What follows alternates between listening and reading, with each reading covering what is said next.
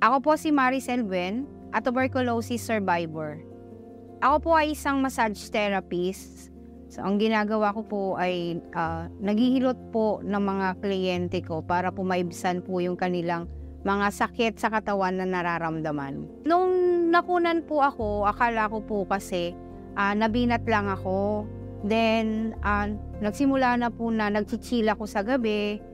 Tapos po nilalagnat sa gabi. Tapos inuubo po ako. Nagpa-check up po ako and then dun sa unang pinagpa-check-upan ko po, ang sabi po niya sa akin ay bronchitis. And then ang sabi, nung po, binigyan niya akong antibiotic.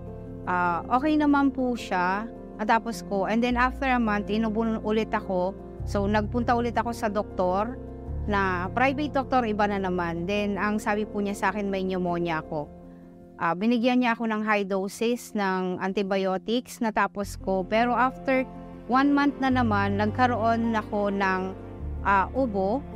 And then, nagpa-check up ako sa ibang doktor and then, in-x-ray niya ako at ang sabi niya sa akin ay may pulmonary TB ako.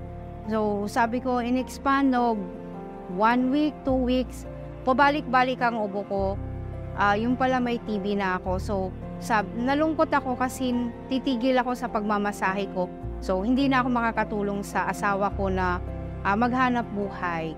After may medication ng 6 months, ang nangyari po noon, after 8 months, bumalik po yung symptoms ko ng sakit na TB. So, inaubo po ulit ako. Then, nagpa-check up ulit ako sa ibang doktor. Then, ang pagkasabi po sa akin, magpa-sputum test ako kasi sinabi ko po sa kanya na nagamutan na po ako ng 6 months, katatapos ko lang. And then, ang sabi niya, nirequestan po niya ako ng sputum test doon sa Barangay Health Center po namin na nakakasakop sa amin. So, ang ginawa po sa akin, pinabalik po ako sa health center namin dito sa Montalban. And then, pagkabalik ko po, pagbukas ko po ng pinto, sinalubong po ako ng BHW. And then, ang sabi po niya sa akin, parang tinulak po niya ako. And then, sabi niya, ate, bawal kang pumasok dito, baka mahawa mo kami. Sabi niya gano'n. Imbis na sabihan niya lang sa akin na, ate, maghintay ka lang dyan or magmask ka lang ng magandang pananalita. Pero, yun, na-disgrade ako. Yung bumaba yung self-confidence ko. Then, sinabi ko po sa kanya na, ganito na nga yung nararamdaman ko. Sabi ko, gaganunin niyo pa ako. Sabi ko ganyan. Sige, kung ayaw niyo akong gamutin, mamatay na akong mamatay. Sabi ko. Then pag-uwi ko po ng bahay, sinabi ko sa tita ko na, tita, bumalik ulit po yung sakit kong TB. Ang sabi niya sa akin naman, sabi niya, ayan, dyan ka na mamamatay. Parang yung daddy mo. TB rin yung kinamatay niya. Ganyan. Pero, yun nga, sabi ko nga, ay hinanda ko na yung sarili ko para mamatay. Pero sa tulong ng aking sa mga churchmate, ang ginawa po nila, pinuntahan po nila ako sa bahay, kinounsel po ako, and then tinulungan po nila ako para magpa-check up po sa private doctor sa lung center. Doon na po nagsimula yung 18 months ko na paggagamutan. Pero after 18 months, kumbaga, one month na lang, magagraduate na ako.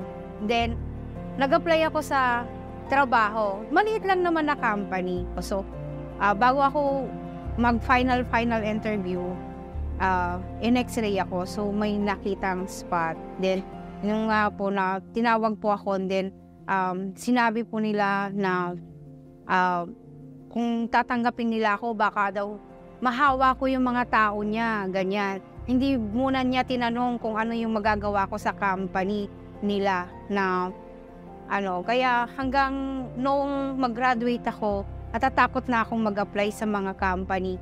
Coping up with stigma, napakahirap. Kasi hanggang ngayon, natatakot pa rin ako na, kumbaga, sabi nila, yung mga ginagawa ko, worth it ba na maging advocate ako na hindi ko pa na-overcome yung mga stigma and discrimination na nangyari sa akin. Kaya, yun, nagtuturo kami ng awareness campaign kasama ng grupo ko sa iba't ibang lugar.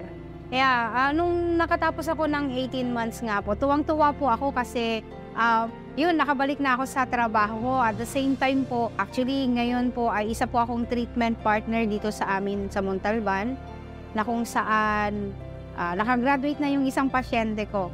And yun po, sa kagalakan ko po, natutuwa ako at meron po kayong mga ganito na ginagawa para po makatulong tayo sa awareness sa mga tao para po mawala ang TB. Para healthy lungs, kineri ko to, carry mo din. Let's fight to end tuberculosis today.